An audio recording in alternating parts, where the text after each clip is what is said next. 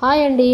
మనము అల్లము వెల్లుల్లి అట్లా దంచుకోవాలంటే రోలే కావాలంటే లేదా మిక్సీనే కావాలా, అట్లా కాకూడదు. మనకి ఈజీగా అయిపోయే ప్రాసెస్ చూపిస్తాను చూడండి. నేను ఒక టీ గ్లాస్ తీసుకొనేసి, గ్లాస్ ఉంటుంది కదా స్టీల్ది, అది తీసుకొనేసి దాంట్లోకి వెల్లుల్లి అయితే వేసేసుకొని, చపాతీ కర్ర ఉంటుంది కదా దాంతో ఇలా తిప్పేసుకొనేసి దంచుకొనేస్తే మనకి ఎలా కావాలా బాగా అంతా మెత్తగా అయిపోతుంది.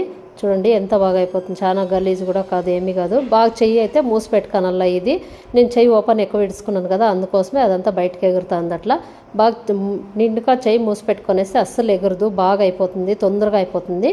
మీరు కూడా అంతే ట్రై చేయండి. ఇప్పుడు అల్లం ముక్కేసేస్తాను. అల్లం కూడా అంతే కొద్దిగానే రోట్లో అయినా లేదంటే మిక్సీ జార్లో అయినా వేయాలంటే కాదు కదా, అవి కొద్దిగా ఉంటే అసలు మనకి వేసేకైతే కాదు, జార్ నిండుగా ఉండాలా. ఇదైతే చూడండి కొద్దిగా ఉన్నా కూడా ఇలా గ్లాస్లో ఉన్నప్పుడు ఇలా వేసుకొనేసి గ్లాస్ అట్లా కడుక్కొనేసి, ఇది చపాతీ కర్ర అట్లా కడుక్కొనేస్తే అయిపోతుంది. ఇంతే ఫ్రెండ్. ఈ వీడియో నచ్చితే ఫాలో అవ్వండి, లైక్ చేయండి.